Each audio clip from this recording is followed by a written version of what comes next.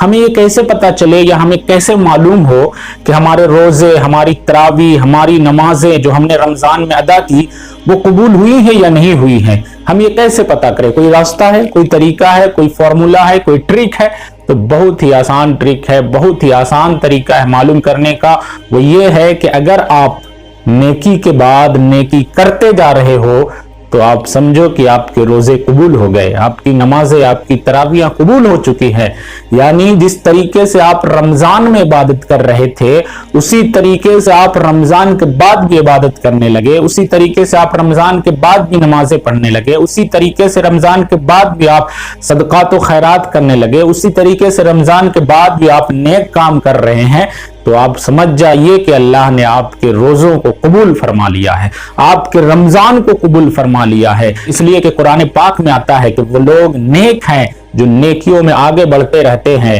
اور سب سے بہترین نیکی وہی ہے جو ہمیشہ کی جاتی ہے۔ خود حضور صلی اللہ علیہ وسلم نے فرمایا، جب پوچھا گیا ان سے کہ اللہ تعالیٰ کو سب سے زیادہ پسندیدہ کون سا عمل ہے، وہ کون سا کام ہے جسے رب سب سے زیادہ پسند کرتا ہے، تو اللہ کے نبی، پیارے نبی صلی اللہ علیہ وسلم نے جواب دیا، سنو، اللہ کی بارگاہ میں سب سے پسندیدہ عمل وہ ہے جو چھوٹا تو ہو، معمولی تو ہو، لیکن ہمیشہ کیا جاتا ہو، کنسسٹنٹ کیا جاتا ہو۔ جس عمل میں کنسسٹنسی ہو وہ عمل اللہ تعالیٰ کو بہت پسند ہے۔ اگر آپ کی نمازوں میں، آپ کے نیک کام کرنے میں کنسسٹنسی آ گئی، آپ کنسسٹنٹ رہ گئے، جس طریقے سے آپ روزے میں عبادت کر رہے تھے اسی طریقے سے کنسسٹنسی کے ساتھ رمضان کے بعد بھی عبادت کرنے لگے، تو آپ سمجھ جاؤ کہ آپ کا روزہ، آپ کا رمضان، آپ کی عبادتیں قبول ہو چکی ہیں۔ اس لیے ہر مسلمانوں سے گزارش ہے کہ جس طریقے سے رمضان میں عبادت کی ہے نا، آپ کوشش کرو اسی طریقے سے اسی کو آگے لے کر چلے، نہ ہو